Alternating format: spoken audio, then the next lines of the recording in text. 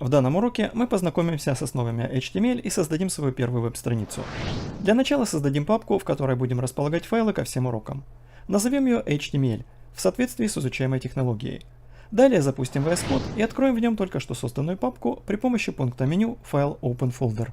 Кстати говоря, среди доступных расширений к редактору есть Russian Language Pack, который русифицирует интерфейс Visual Studio Code. Однако я предпочитаю использовать английский вариант, поскольку профессиональный веб-разработчик должен владеть английским языком, по крайней мере в степени, достаточной для понимания технической документации. После открытия папки мы можем видеть ее структуру во вкладке Explorer «Обозреватель». Кликнем правой кнопкой мыши на область обозревателя и в появившемся контекстном меню выберем пункт New Folder. Появится новая папка, которую назовем Lesson 1. И уже внутри этой папки создадим свой первый рабочий файл, нажав на папке правой кнопкой мыши и выбрав пункт меню New File. Назовем файл index.html, так обычно называют основную страницу веб-проекта. Обратите внимание, что в обозревателе возле названия нашего файла появился логотип HTML из набора иконок, входящих в установленный нами плагин VS Code Icons. В основной области редактора появилась вкладка с нашим файлом. Далее наберем восклицательный знак и нажмем на клавишу Tab. О чудо, у нас сразу появился блок HTML кода. Это результат действия плагина Emmet. Последовательное нажатие клавиш восклицательного знака и Tab создает первоначальную заготовку HTML документа. В дальнейшем эту заготовку будем называть базовой разметкой. Давайте рассмотрим подробнее, что она из себя представляет. Любой HTML документ состоит из отдельных элементов. Начало и конец каждого элемента обозначаются специальными пометками, называемыми тегами. В начале элемента в угловых скобках находится открывающийся тег, а в конце закрывающийся тег, который имеет такое же название, как и открывающийся, но перед его именем стоит знак слэша. Между открывающимся и закрывающимся тегами находится какой-либо контент. Некоторые теги не имеют внутреннего контента, соответственно, отпадает необходимость в закрывающемся теге. И тогда тег становится одиночным, а не парным, как в большинстве случаев. В технической документации по HTML термины элемент и тег часто употребляются как синонимы. В дальнейшем мы будем также следовать этому соглашению. Хотя если быть точным, то элемент – это более общее понятие, которое включает не только открывающиеся и закрывающиеся теги, но и их внутренний контент. Теперь вернемся к нашей базовой разметке. На первой строчке мы видим специальную инструкцию doctype, которая определяет тип документа, и, строго говоря, тегом не является. Благодаря данной инструкции браузер понимает, что данный документ соответствует типу HTML. Значит, при обработке документа необходимо использовать правила, которые относятся к данному типу документа. Далее следует парный тег HTML, внутри которого находится все содержимое веб-страницы. В свою очередь, HTML-документ разделен на две основные части. Head – заголовок, в котором указана различная служебная информация, необходимая для корректного отображения документа. Body – основное тело документа, содержимое которого и отображается в браузере. Обе части состоят из парных тегов, внутри которых содержится контент. Вначале кратко рассмотрим служебную информацию, размещенную в заголовке документа Head. На 4-6 строках размещены одиночные теги мета с метаинформацией, которая позволяет браузерам распознать некоторые характеристики документа. Например, тег мета на 4 строке указывает кодировку символов в документе UTF-8. Метатег XUIComputable позволяет веб-разработчикам выбирать, в какой версии Internet Explorer должна отображаться страница. На 6 строке приведена инструкция, необходимая для правильного масштабирования страницы на экранах различных устройств. Далее идет название документа, парный тег Title. Название обязательно для всех HTML документов. Вкладка веб-браузера, в которой будет открыт документ, будет содержать название этого документа. Более подробно о заголовке мы поговорим в одном из следующих уроков. Перейдем в редактор кода и изменим название нашего документа на Lesson 1. Сохраним документ, нажав комбинацию клавиш Ctrl-S. Обратите внимание, в дальнейшей своей работе мы будем часто использовать горячие сочетания клавиш, которые позволяют выполнять различные действия намного быстрее, чем при использовании мыши, когда мы выбираем соответствующие пункты меню. Большинство таких сочетаний клавиш является универсальным и применимым в различных редакторах. Ознакомиться с перечнем всех основных сочетаний клавиш для Windows можно по ссылке, приведенной в описании к данному видео. Перед использованием каждой новой комбинации в курсе будет всплывать соответствующая подсказка. Если по какой-либо причине вы забыли горячее сочетание клавиш для определенной операции, но помните, как ее вызвать через меню, то в данном меню можно подсмотреть необходимую нам подсказку. Например, нажмем на пункте меню Edit «Редактировать» и найдем там «Копировать». Справа от названия операции мы увидим соответствующее горячее сочетание клавиш Ctrl-C. Теперь откроем страницу в браузере. Поскольку у нас установлен Live сервер, для запуска страницы нам достаточно нажать правую кнопку мыши и выбрать пункт контекстного меню Open with Live Server. Можно поступить еще проще. Нажать на кнопки Go Live, которая расположена внизу окна редактора. Страница пока пуста, ведь мы ничего не добавляли в тело документа. Однако наше название, набранное в теге title, уже отображается в названии вкладки браузера, в которой открыт наш HTML документ. Ну что ж, настало время что-нибудь добавить на нашу веб-страницу. Перейдем в редактор и поставим курсор внутри тега body. Теперь нажмем комбинацию горячих клавиш Ctrl и Slash. Таким образом создается комментарий. Комментарии не отображаются в браузере и обычно содержат информацию, которая помогает работе с документом. Текст HTML комментария набирается посередине двойных тире, заключенных в угловые скобки с восклицательным знаком в начале. Давайте наберем headings, заголовки. В HTML заголовки представлены тегами от h1 до h6. Давайте их наберем на нашей странице. Для этого напишем в начале h1 и нажмем клавишу Tab. Появился полный элемент, состоящий из открывающегося и закрывающегося тега h1. Внутри наберем контент, heading 1. Аналогичную операцию проделаем для остальных заголовков. Обратите внимание, каждый новый элемент мы набираем с новой строки. Это стандартная практика, так легче читать документ. Кроме того, все вложенные или дочерние элементы принято записывать с некоторым отступом вправо относительно родительского элемента.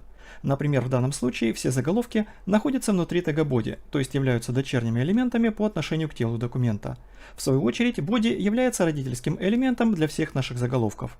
Если строго следовать данному принципу, то теги head и body должны были быть сдвинуты вправо по отношению к родительскому элементу HTML. То есть мы должны выделить оба эти блока, а затем нажать комбинацию клавиш Ctrl, закрывающаяся квадратная скобка для их сдвига вправо. Однако для экономии места часто теги head и body вправо не сдвигают.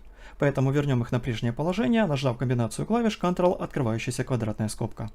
Кстати говоря, размер смещения, который обычно достигается нажатием клавиши Tab, можно настроить. Для этого необходимо нажать комбинацию клавиш Ctrl, запятая. В разделе Editor Tab Size по умолчанию установлено значение отступа в 4 символа. Многие веб-разработчики устанавливают это значение равным 2, но мы пока не будем менять данную настройку. Но вернемся к нашим заголовкам. В чем их различие? Давайте сохраним документ, вновь нажав комбинацию клавиш Ctrl-S. Обратите внимание, в названии вкладки знак круга изменился на крестик. Это означает, что последние изменения, внесенные в файл, сохранены. Если мы откроем нашу страницу в браузере, то увидим, что визуально наибольший размер имеет заголовок h1. Далее, по мере увеличения индекса у заголовка, размер шрифта становится меньше. И такое визуальное отображение соответствует важности заголовка. Самый важный заголовок – это заголовок первого уровня, h1. На странице он должен быть только один и отражать суть всей страницы или всего документа.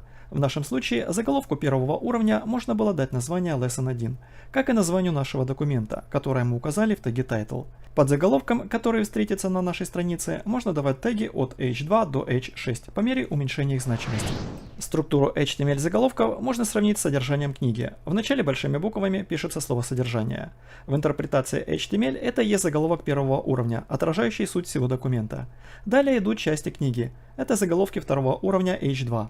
Каждая часть имеет отдельные главы. Это заголовки третьего уровня h3. Каждая глава содержит параграфы. Заголовки четвертого уровня h4. Если параграфы имеют еще какие-либо составные части, например пункты и подпункты, они имеют следующий уровень заголовков h5 и h6. При выборе заголовков не рекомендуется пропускать отдельные его уровни. Например, сразу после h1 следует указывать h2, а не h3 или h4. Теперь, когда мы разобрались с заголовками, настало время добавить какой-либо текст. В HTML блок текста добавляется в виде параграфа, обозначаемого тегом P. Но вначале добавим комментарий, внутри которого запишем параграф. Затем с новой строки наберем P и нажмем Tab. Появится элемент параграфа, состоящий из открывающегося и закрывающегося тега P. Между тегами наберем контент. В принципе, мы можем набрать здесь любую фразу, нам сейчас это не важно. Но чтобы сократить время и не акцентировать внимание на смысле написанного, веб-разработчики на начальном этапе создания страниц используют так называемый текст-заполнитель или заглушку, называемую в профессиональной среде lorem ipsum. В плагин Emmet уже встроен генератор текста-заполнителя, нам остается только научиться пользоваться им. Для этого наберем слово lorem и нажмем Tab.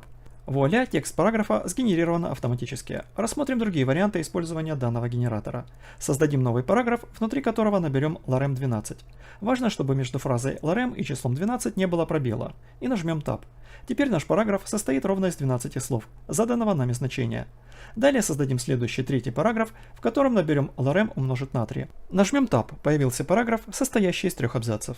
Сохраним документ и откроем его в браузере. Видим, что каждый параграф, заключенный в свой тег P, записан с новой строки и имеет небольшие отступы сверху и снизу. Текст, записанный в третьем параграфе, не имеет отдельных абзацев, которые были в нашей разметке. Так происходит потому, что в HTML перенос текста на новую строку в пределах одного и того же параграфа должен выполняться принудительно при помощи специального одиночного тега BR – разделители. Далее в теге P сформируем текст заполнителя из 3 абзацев. В конце первого и второго абзацев поставим тег BR. Откроем нашу страницу в браузере и убедимся, что теперь все 3 абзаца в последнем параграфе начинаются с новой строки. Снова перейдем в редактор. Сформируем 2 параграфа с текстом-заполнителем, между которыми поставим одиночный тег HR. Это еще один тег-разделитель, используемый обычно при резкой смене тематики текста. Визуально данный разделитель отображается в виде горизонтальной линии серого цвета. На этом можно было бы и заканчивать данный урок. Но перед этим внесем в наш файл index.html еще некоторые небольшие изменения. Поясню смысл написанного нами кода. Вначале мы записали тег style. Данный тег позволяет добавить некоторые CSS-стили, используемые при отрисовке нашей страницы. Хотя мы договорились не обсуждать тему CSS в данном курсе, пару строк стилей мы все-таки добавим. Внутри тега style при помощи селектора body мы выбираем тело нашего документа, ограничиваем его ширину величиной 800 пикселей и центрируем контент, то есть располагаем его посередине страницы. Давайте посмотрим в браузере, как изменился вид нашего документа. Согласитесь, теперь все выглядит намного приятнее. Конструкцию, заключенную в теге style, условно будем называть базовыми стилями.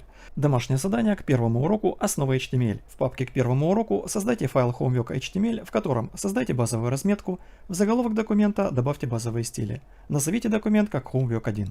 В теле документа создайте заголовок первого уровня homework1, заголовок второго уровня textblock1, 2 параграфа с текстом-заполнителем, разделитель текста, горизонтальную прямую, заголовок второго уровня textblock2, 2 параграфа, в каждом из которых содержится по 25 слов.